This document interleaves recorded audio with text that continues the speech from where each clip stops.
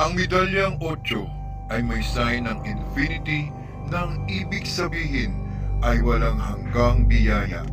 Paikot-ikot ang swerte sa kung sino man ang mayroon nito. Unang pagbibigay ng swerte, ang pampaswerte sa sugal, loto, kasino, aktwal sabong at online sabong. Sa pera, sa negosyo, sa trabaho, hanap buhay, pakikipagtransaksyon o sa kahit anumang pinagkakapirahan.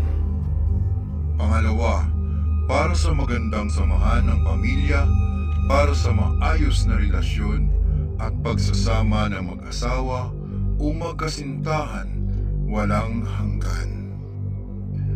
Pangatlo, balutin ng pulang tela, pwede gawing pendant sa kwintas, pwede isabit sa bag o gawing keychain.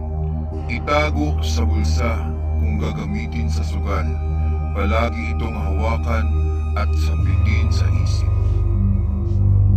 Sa trabaho at pamumuhay, dahil ang numero 8 ay simbolo ng infinity, kung saan walang katapusan ang swerte o grasya.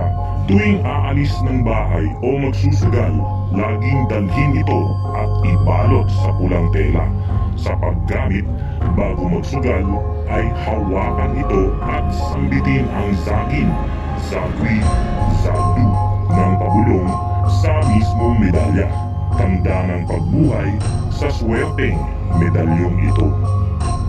Hindi na ito kailangan dasalan, basta manalig ka lang sa medalyon at isipin na ito ay iyong kaibigan. At siguradong susuklian niya ang ipinakita mo sa kanyang kabaitan sa pamamagitan ng pagbibigay sa may-ari nito ng paikot-ikot at walang katapusan na swerte. Ang ibig sabihin ng zagin ay handang makipagsapalaran habang nagbibigay ng iba yung pagsisikap. Ang ibig sabihin ng zagwi ay pusigidong pag-iisip.